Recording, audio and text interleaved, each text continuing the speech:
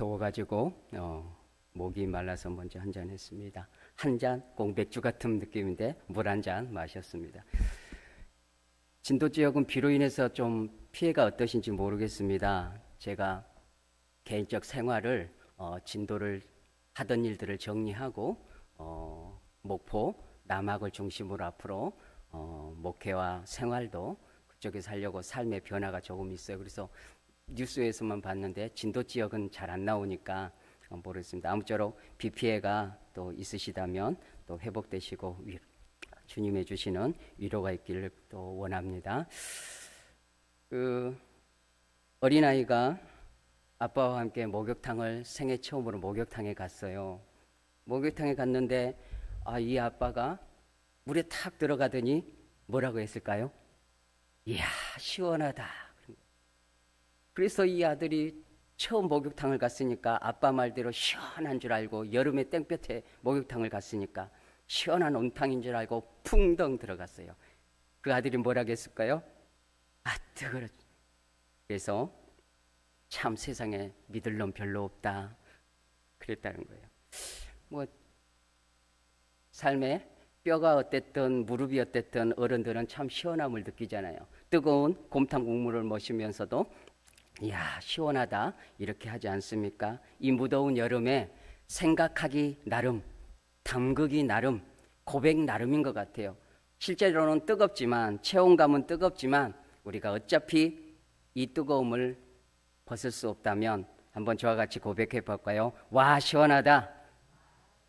그렇죠. 와, 시원하다.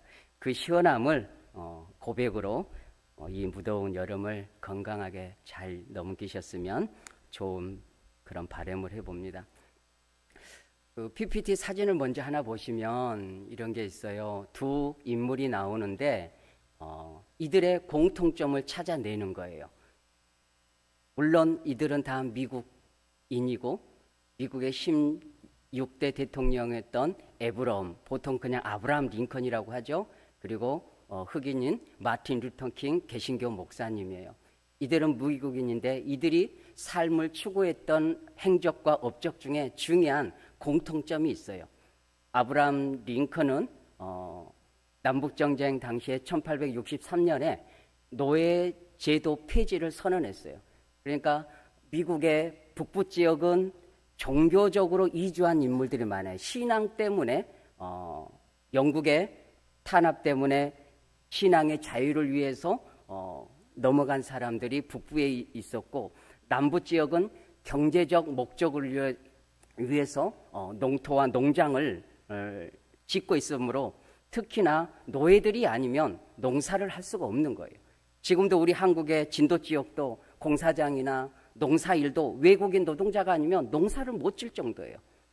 9명이 외국인이면 반장 한 사람만이 한국 사람일 정도만큼. 그러니까 미국의 남부 지역은 노동자가 아니면, 아프리카에서 팔려온 그 흑인 노예들이 아니면 농사가 안 되는 거죠.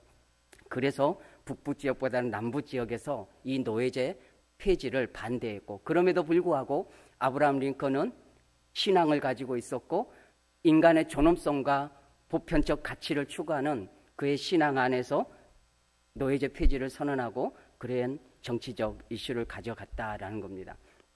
그리고 마틴 루터 킹 목사님도 인권운동가로서 자유와 평등, 미국에서는 이런 법이 있었어요. 짐 크롬법이라고. 같은 미국인이지만 화장실도 버스도 세면대도 다 분리했었다는 거예요. 군인도 흑인과 백인이 갈라섰고 국공립학교에서는 흑인 따로 백인 따로 그냥 인종차별이 있다는 거예요.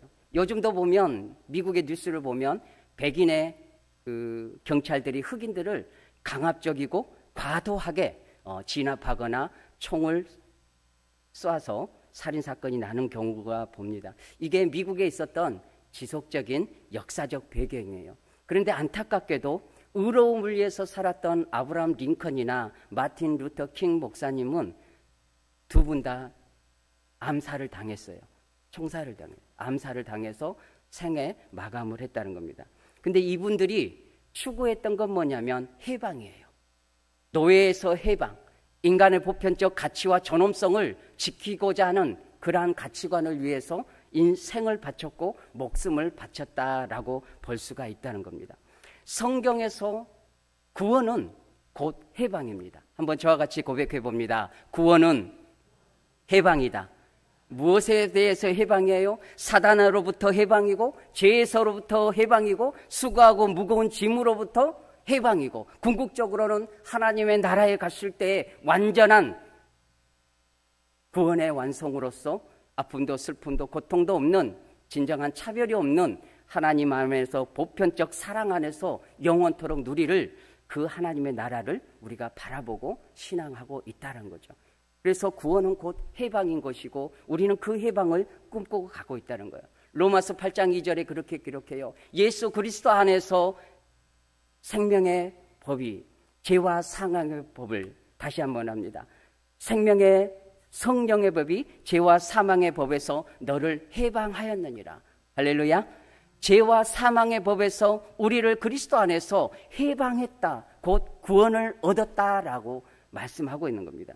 그래서 오늘 이 출애굽기를 보면서 해방이라는 관점, 이스라엘 백성들이 출애굽하는 그 과정, 해방의 관점, 구원의 관점, 그런 관점에서 출애굽기 5장에 모세가 바로왕을 만나고 7장에서 첫 번째로 피가, 나일강의 피가 그 나일강의 강물이 피로 변하는 첫 번째 이적으로 해서 오늘 12장에 이르는 장자의 죽음까지 좀 전체적인 것을, 핵심적인 것을 살펴보면서 이런 주제로 해보고자 합니다. 이 10가지 재앙이 가져다 주는 의미와 목적, 그리고 유월절과 이 출애굽의 역사 속에서 우리가 어떠한 영적인 교훈을 얻어야 되겠는가, 이런 부분을 좀 짧게 살펴보고 정리하겠습니다.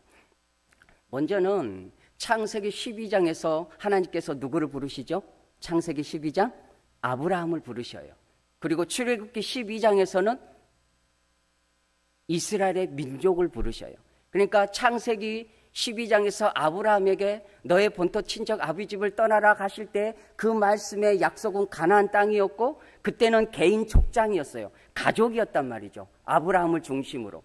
그러나 출애굽기 12장에서는, 같은 12장에서는 이제는 한 가족이 아니라 200만이나 되는 민족으로서 이스라엘 민족을 출애굽시켜서 목적지는 같아요. 가나안 땅을 향한 하나님께서 아브라함에게 약속하신 젖과 꿀이 흐르는 그 가나안 땅으로 인도하시는 민족의 해방으로, 그 방향으로 하나님께서 인도해 가신다. 그래서 출애굽기를 이해할 때에 크게 이런 게 있어요. 출애굽과 광야와 가나안 땅, 이 세 가지 큰 구슬을 생각하시면 되는 거예요. 한번 따라해 보십니다. 출애굽, 광야, 가나안 땅. 그러니까 출애굽과 광야와 가나안 땅은 창세기부터 여호수아까지 단계적으로 볼 때 이게 성취예요.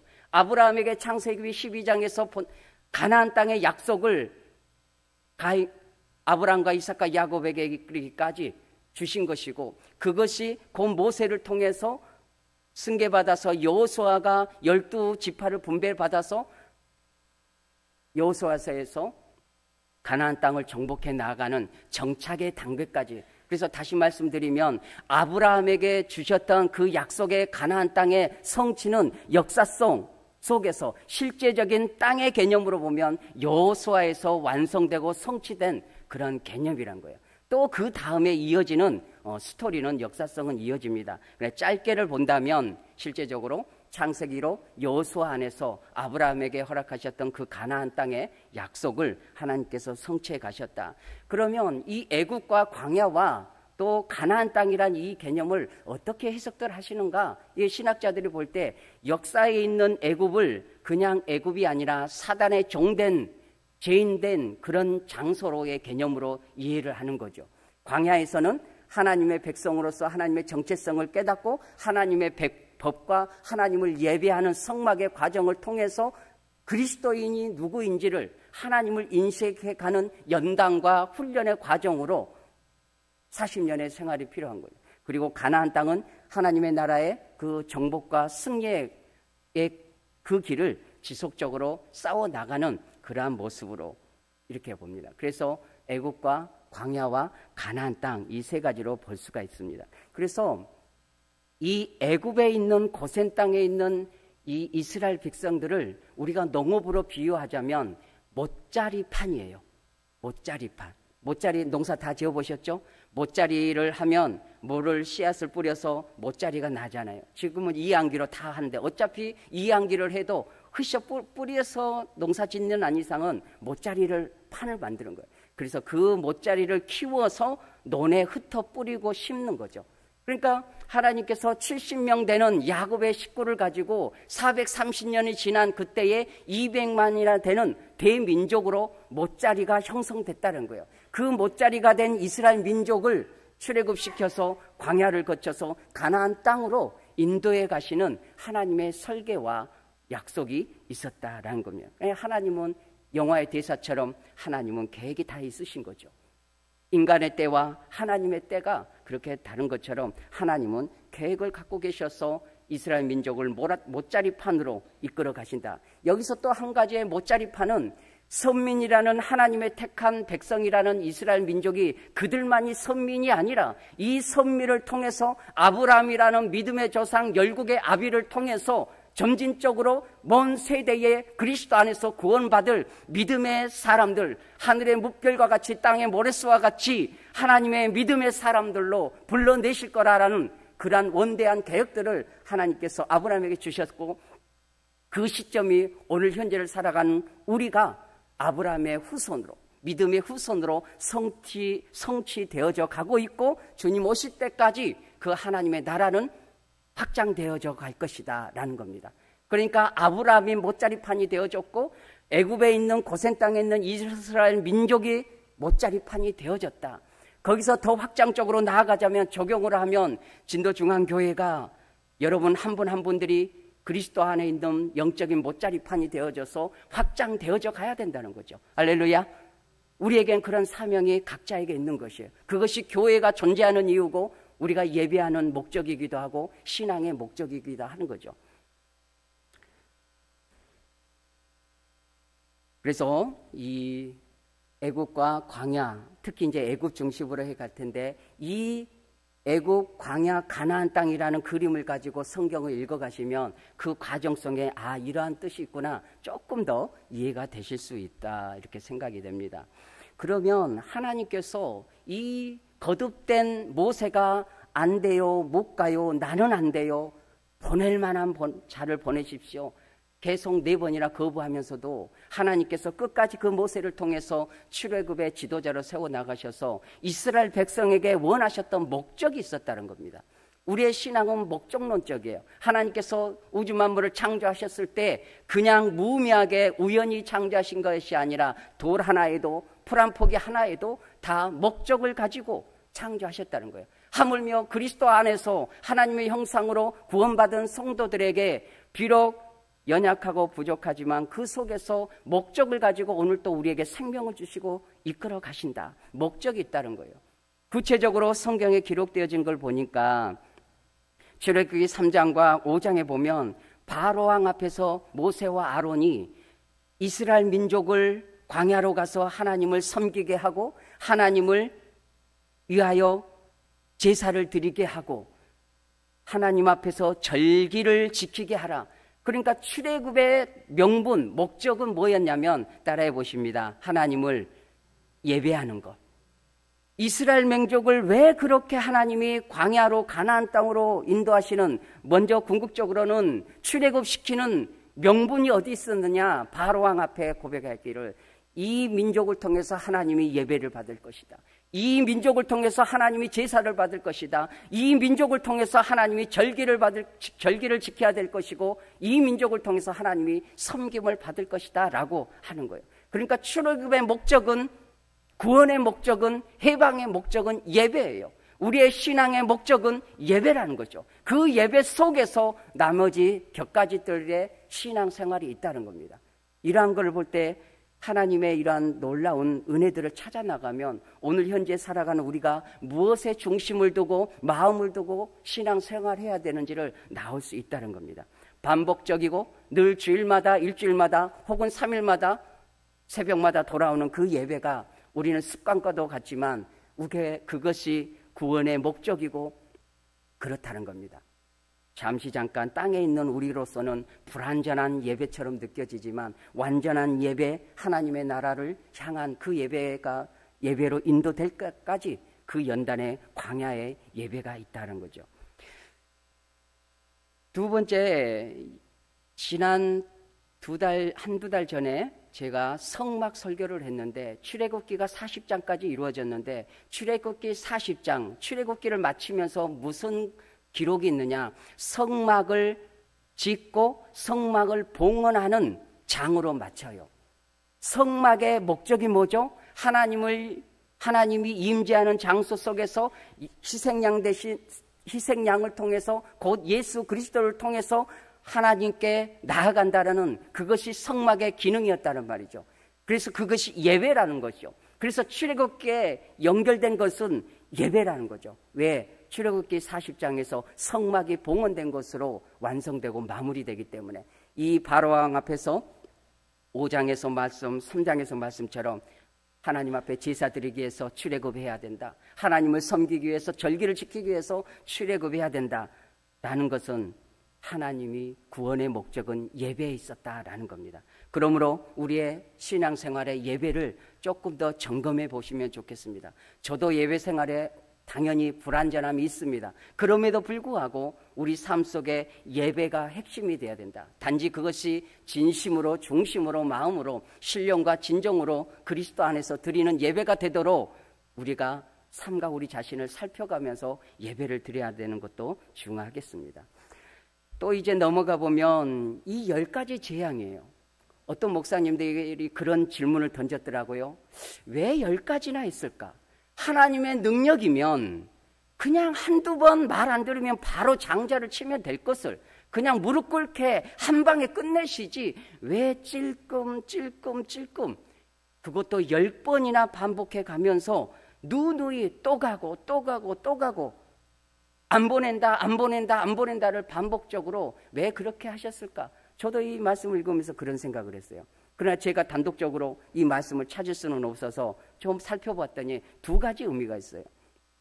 왜 이렇게 10가지 재앙을 반복적으로 하면서까지 하나님께서 그 바로의 마음을, 완악한 마음을 인정하고 허용하면서까지 갔을까? 먼저는 이런 부분이 있어요.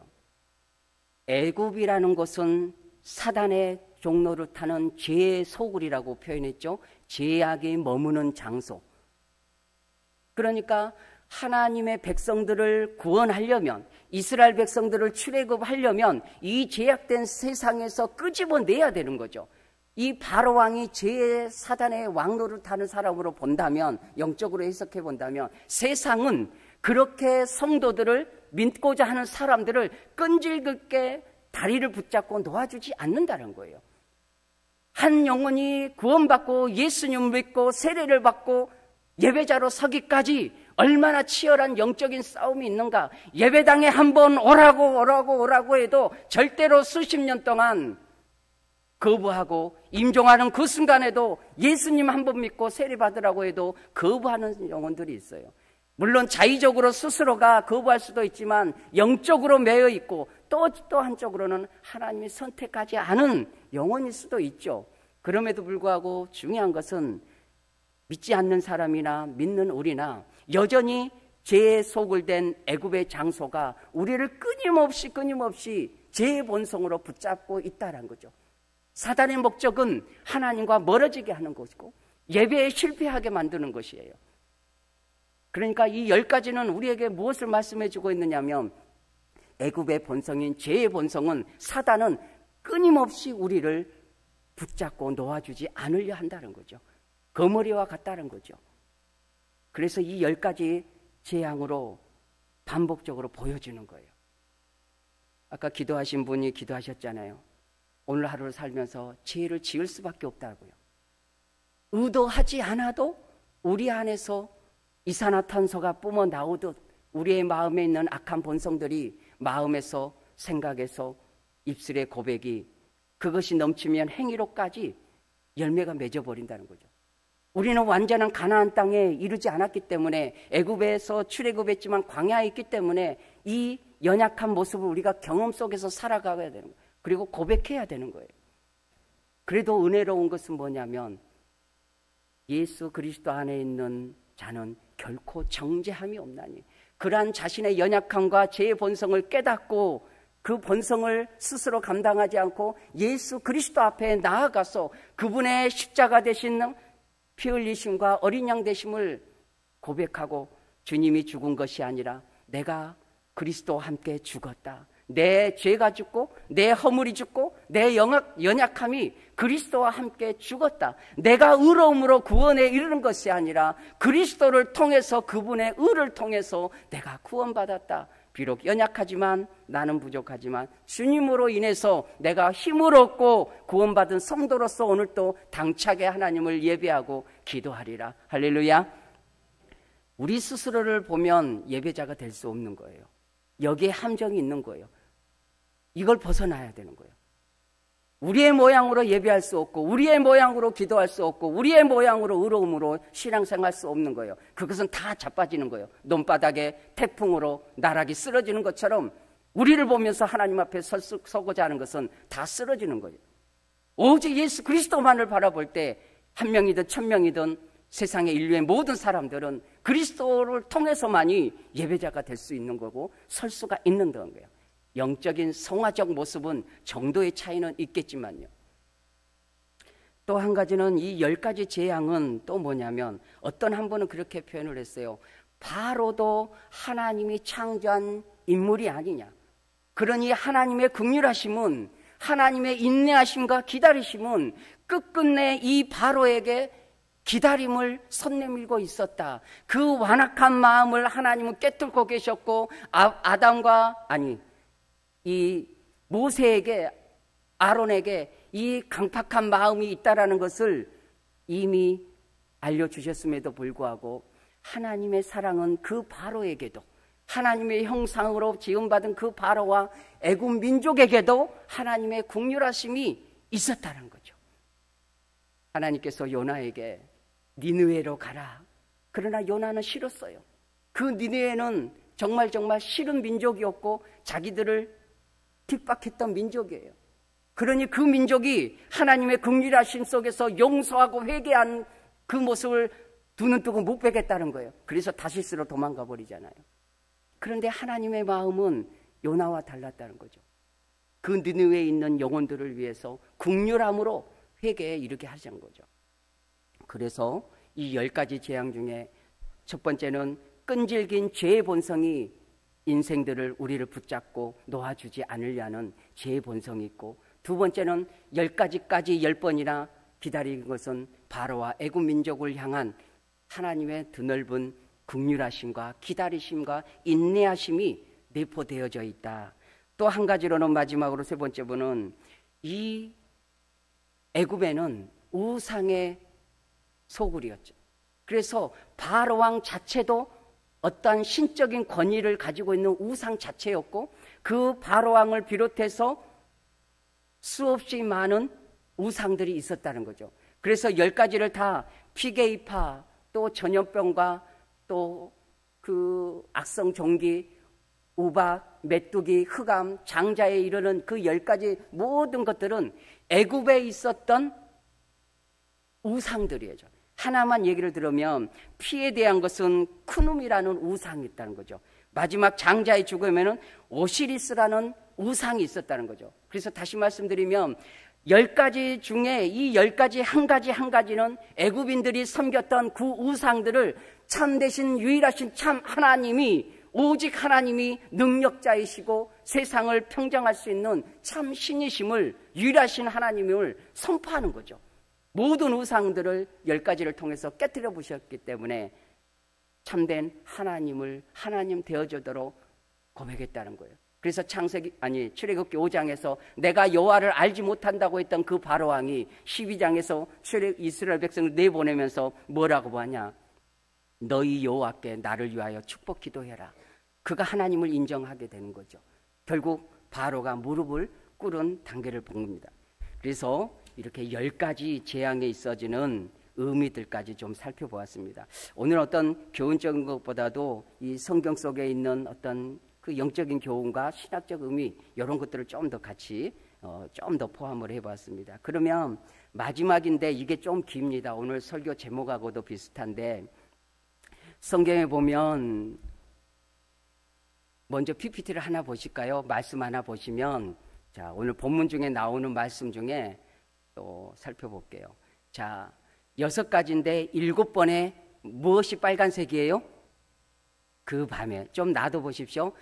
이제 본문은 아니지만 12장에 있는 본문 중에 밤이라는 단어가 7번이 나와요.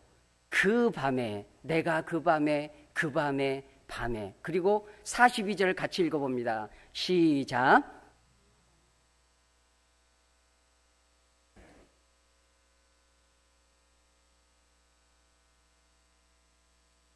이스라엘 자손이 다 대대로 지킬 것이니라. 그 밤이 누구의 밤이라고요? 여호와의 밤이라는 거예요. 성경은 그냥 반복적으로 단어가 나오지 않아요. 분명한 영적인 해석이 있고 뜻이 있기 때문에 12장 특히 이 12장에서 저렇게 밤을 표현한 거예요. 이 출애굽기 시장에서 10번째 재앙이 이적이 뭐냐면 장자의 죽음이에요. 이제 넘기셔도 됩니다. 이 장자의 죽음이 있기 전에는 무엇이 반드시 있어야 되냐면 따라해 보십니다. 6월절. 예.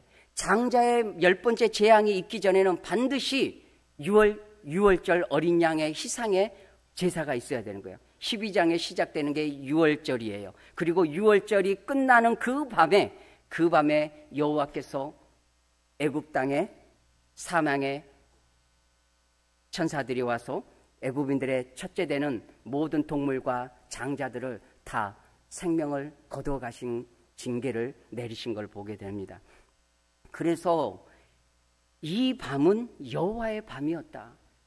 그런데 중요한 것은 동일한 애굽 땅이었지만 그 밤에 이루어진 여호와의 밤의 능력과 이적과 징계함은 달랐다는 거죠. 먼저는 오늘 제목이 그런 거였어요. 죽은 자를 죽음으로 살리시다. 죽은 자를 죽음으로 살리시다. 그래서 최초로 인류의 죽은 자가 누구예요? 최초로 인생의 죽은 자 아담이잖아요. 인류의 최초로 죽은 자가 아담이에요. 그래서 창세기 2장 12절에 17절에 선악을 알게 하는 나무의 열매는 먹지 말라. 내가 먹는 날에는 반드시 죽으리라. 물론 영적인 죽음이에요. 육체적 죽음으로는 아벨이 먼저 죽었겠지만 이미 선포되어진 대로 하나님께서 이 열매를 먹는 자마다 내가 먹는 날에는 반드시 죽으리라. 육체적 죽음은 930년 후에 아담이 죽었기 때문에, 그러나 이미 영적으로나 육체적으로나 하나님께서 원래 만드셨던 에덴에는 죽음이 존재하지 않았던 것인데 아담의 불순종으로 죄로 인해서 영적으로나 육체적으로나 죽음이 온 거죠. 그래서 여기서 제가 제목에 대해서 상당히 고민을 했어요. 이 창세기 2장 17절에 아담의 불순종으로는 정령 죽으리라. 이 죽음을 하나님은 아셨고 이 아담의 죽음을 회복시켜야 되는 하나님의 원대한 꿈이 있는 거죠. 이 아담은 개인의 아담이 아니라 인류를 대표하는 대표성을 가지고 있는 거죠. 그래서 아담을 살려야 그리스도 안에서 오고 오는 아브라함의 믿음의 후손들이, 오늘 우리에게까지 믿음의 사람들이 구원을 얻게 되는 것이죠. 그래서 어린 양 대신 예수 그리스도 6월절의 어린 양이 되셔서 아담의 죽음을 예수 그리스도의 희생의 죽음으로 아담을 살리신 거죠. 아담 안에 있는 자들, 곧 대표 되신 예수 그리스도 안에 있는 모든 인생들을, 영혼들을 구원하시기로, 다시 살리시기로 작정하셨다. 그렇기 때문에 제목을 죽은 자를 죽음으로 살리시다. 창세기에 있는 이 아담의 죽음을, 인류적 대표의 죽음을 예수 안에서 회복하는 하나님의 계획을 오늘 본문에서 6월절을 통해서 연결시켜 본 것입니다. 그래서 이것을 좀 더 수식을 붙여서 이렇게 설명해 드리면 이런 거예요. 아담 안에 죽은 자를 그리스도 예수의 죽음으로 그리스도 예수 안에 있는 자를 살리셨다. 이렇게 정리해 볼 수가 있습니다. 그래서 이제 그 여호와의 밤에 대해서 이 아담의 죽음과 연결해 보았고요. 자, 좀 줄여서 오늘 본문에 있는 그 부분인데, 유월절 어린 양, 이 예수 그리스도의 희생양 되심의 뜻을 오늘 본문은 아니지만 앞에 쪽을 같이 살펴본다고 말씀드렸기 때문에 또 그 부분을 살펴볼 수밖에 없어서 그 부분을 살피고 좀 마무리해 보겠습니다. 먼저는 요한복음 1장 29절에 이렇게 기록하고 있어요. 세상 죄를 지고 가는 하나님의 어린 양 되심을 보여주고 있는 거죠. 세례 요한이 예수님의 걸어오시는 모습을 보면서 세례 요한은 본 거죠. 그가 어린 양이다, 세상의 죄를 지고 갈 메시아다라는 것을 고백하고 있는 거예요. 그런데 그 어린 양, 희생양 되신 예수 그리스도, 애굽 땅에서 장자의 죽음이 있는 그 밤에, 여호와의 밤에 동일한 하나님의 심판이 있었는데 어느 곳에서는 공의의 시련으로, 어느 곳에서는 사랑과 용서의 시련으로 나타났다는 거예요. 출애굽기 2장 14절에 이렇게 기록된 겁니다. 너희는 이날을 기념하여 여호와의 절기를 삼아 영원한 규례로 대대로 지킬 것이니라. PPT도 이거 같이 만들어 놨어요. 자, 이거를 보면서 설명해 드릴게요. 너희는 이날을 기념하여, 혹시 이 단어 기억나시지 않습니까? 신약에서 이날을 기념하라. 기념하라가 무엇이 떠올라요? 예수님께서 성만찬하시면서 나를 기념하라, 내 살과 내 피를 나누는 이 날을, 이 성만찬을 기억하라. 그래서 예수님께서 제자들에게 이렇게 말씀하신 것이 나와요. 누가복음 22장 19절을 여러분 읽어보십니다. 시작.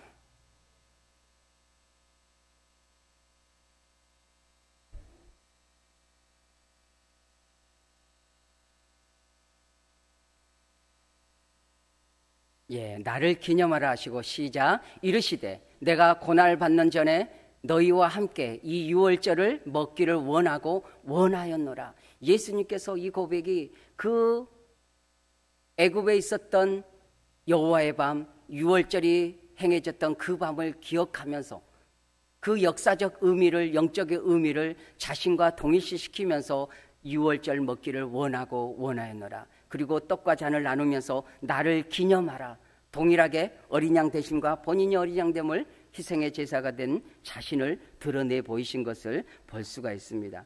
근데 정리하자면 그렇습니다. 하나님의 공의와 사랑은 애굽이라는 땅에, 애굽에게서는 모든 가축과 동물과 모든 사람의 장자는 다 생명을 하나님이 거둬가셨지만 고센 땅에 있었던 이스라엘 민족에게는 그 죽음의 사자가 넘어갔다는 거예요. 유월절이라는 히브리적 뜻이 뭐냐면 면제하다, 뛰어넘다예요. 그러니까 애굽의 고센 땅에 있었던 어린 양을 잡아서 좌우 문설주와 임방에 피를, 어린 양의 피를 바른 그 유월절은 사망의 사자가 면제하다, 사망을 면제하고 사망을 뛰어넘다, 이게 유월절의 뜻이라는 거예요. 그걸 좀 더 구체적으로 이걸 해석해 보겠습니다. 왜 피를, 어린 양의 피를 좌우 문설주와 임방, 임방은 문의 상부를 얘기하는 거예요. 문틀까지 저는 긴 줄 알았더니 그게 아니더라고요. 좌우 문설주와 임방의 피를 바르는데 왜 마지막 문틀은 왜 바르지 않지? 그래 보니까 그때 당시 유대인들이 양을 잡을 때 문틀에서 잡았다는 거예요. 문틀에서 양을 잡았으면 그 피가 어디에 묻어요? 문틀에 묻는 거죠. 그래서 좌우 문설주와 임방의 문틀에 다 동서남북의 출입구에 예수 그리스도의 피, 어린 양의 피가 묻었다는 거예요. 그래서 이 문이라는 개념은 어떠한 보호적 장소의 출입구의 첫 번째 단추예요. 그 문에, 저기 본당 문은 하나예요. 창문으로 다 나갈 수 없다면 저 문이 오직 출입구에 하나예요. 그런데 저 출입구에, 본당의 문에 좌우 문설주와 모든 동서남북에 보혈의 피가 묻어졌다고 한다면 이 안으로 들어온 이스라엘 백성들은, 사람들은 구원을 얻는 보호적 장소가 되는 거예요. 할렐루야. 그러니까 좌우 문설주와 임방과 문틀에서 양을 잡는 거죠. 예수 그리스도 안에서만이 구원이 있고 해방이 있고 보호가 있고 유월절이 이루어진다는 거죠. 유월절은 면제하다, 뛰어넘다라는 뜻이었어요. 그렇기 때문에 예수 그리스도 안에 있을 때만이, 너희 그리스도 기독교들은 왜 그렇게 배타적이냐, 예수 말고도 구원이 있다고 말하면 세계 인류가 얼마나 종교가 평화가 있지 않느냐. 그런데 분명한 것은 하나님이 단 하나 예수 그리스도의 문을 통해서, 그의 피를 통해서 구원을 주시기적으로 작정하셨고, 그렇기 때문에 그렇다는 겁니다. 또 한 가지는 이제 마무리하겠습니다. 이 피를 발랐던 그 피의 동서남북은 예수님의 머리에 가시관 쓰심과 좌우에 못 박힘과 발에 못 박힘.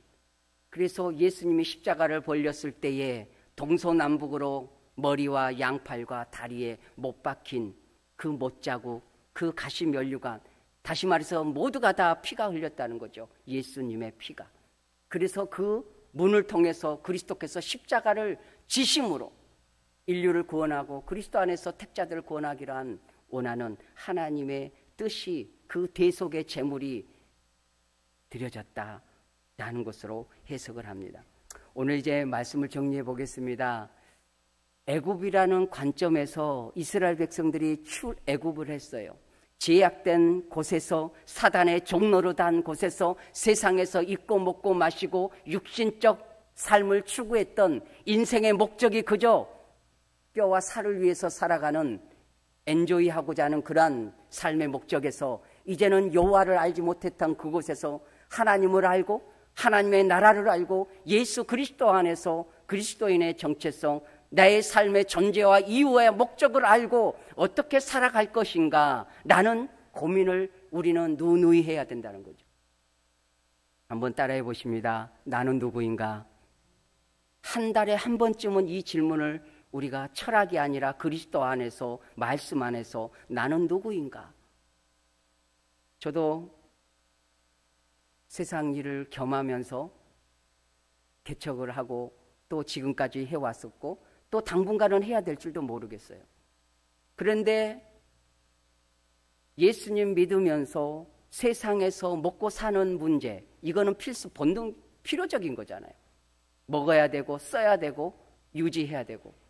그러나 믿지 않는 사람들과 뒤섞여서 살아간다는 건, 적당한 선을 가진다는 건 상당히 어렵다는 거예요.